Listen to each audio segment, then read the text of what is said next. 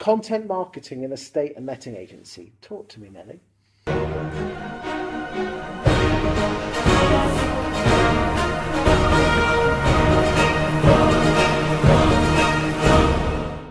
Content marketing. Content, generally people think of content as blogs, which is one type of content, but there are various different types of content. There is video content, there is adverts within Facebook, Twitter, LinkedIn, that's another type of content. There's emails, that's another type of content. So all of that working together creates a relationship between an agent and the prospecting buyer, seller, etc. Where do you think most agents go wrong with content marketing?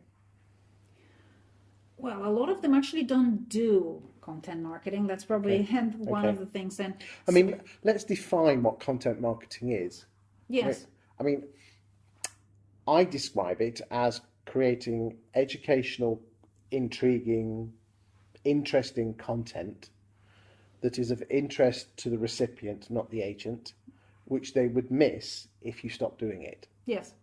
So giving out your properties or talking about your estate or letting agency is not content marketing. It is content, but it's not content marketing because no one's going to miss your advert. Yes. And no one's going to miss your listings because they're going to go to Rightmove and see it anyway. Yes, absolutely. But again, everything needs to start with who is it that you're going after. And so this is again going back to messaging. So the messaging is how would you communicate that message to, for example, say you want to attract more vendors. Yes. How would you communicate your message to those vendors? So blogging is a fantastic way to do so because you've got 500 words or 1,000 words or however many words you want to write about a particular topic. But at the back of a blog article like that, you can produce a lot of other type of content, such as Facebook adverts, because when you have the blog, you can then use Facebook and reach your vendors to communicate that you have that blog. But what are you going to talk about in the blog that's going to make people want to watch it and read it or listen to it?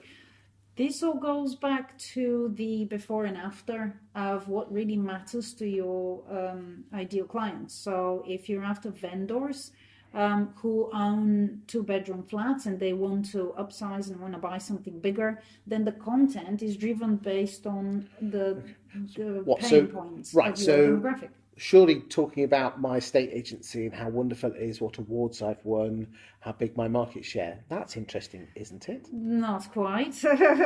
Why is Absolutely that? not. Because that's, to be honest with you, that's how most estate agents put their marketing on Facebook. Yeah, so this is probably the one thing that matters to them, maybe their mum or dad or their friends or husbands or wives.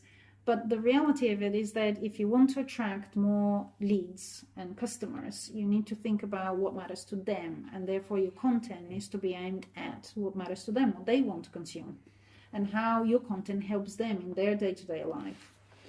And again, moving them from there before, which is a state of what they currently have. I have a 2-bedroom flat. It's too small.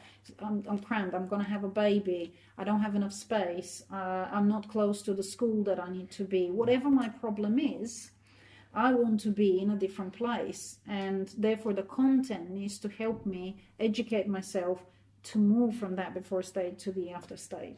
What? So you're basically saying agents should talk about how they can help make that move. So it's not about selling the house; it's about making the move. Very much so. Yes, it's about the transition from where their customers are right now to where they're going to be. What? So is that like top tips on how to choose a removal person, or is it more emotional stuff about the fears and the frustrations and the worries, or both?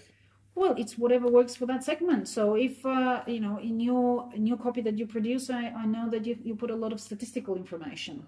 And if you are going after landlords, that's the sort of thing that landlords want to know about. I want to know how much yield I'm going to get, how much rent I'm going to get, what is the property value increase in a particular area. So that's the sort of content I would want to read. If, however, I own the place and I'm looking to sell it to buy something bigger, it's more of an emotional purchase. And therefore, the decision that I will take is based on what drives me to go from that smaller apartment to the bigger house. If I could share with this, because a lot of my clients, I ghostwrite more, as you say, technical articles, which tend to attract landlords and middle to upper class people who read the Times and the Telegraph. But one thing that a few of my clients do is they the best ways to get the maximum value for their property, how to dress a property. But here's a massive tip for your clients and the guys out there, is if you are going to do a more emotional, more softer article, blog, is instead of doing top 10 tips to sell your home, it's top 10 tips to sell your Brixton home.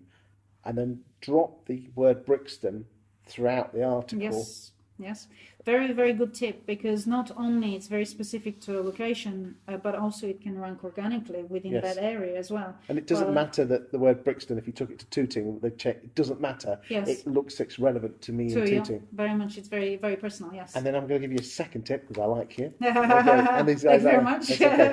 Okay. What I've found with my clients is, if you know on Facebook you're searching through the newsfeed, your first job is to get people to stop. Yes. Take a photograph of the name of your town. Okay. So if you're in Tooting, go to Tooting Tube Station and take a photograph of the word Tooting. Take a photograph of a bus with the word Tooting, and then obviously crop it. Yeah. And as you're scrolling down, and people live in Tooting, I live in Tooting, stop.